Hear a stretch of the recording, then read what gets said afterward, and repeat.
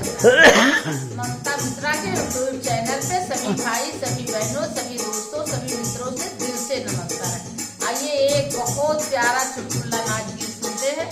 अगर अच्छा लगे कमेंट बॉक्स में जरूर बताना, लाइक सब्सक्राइब करना। जय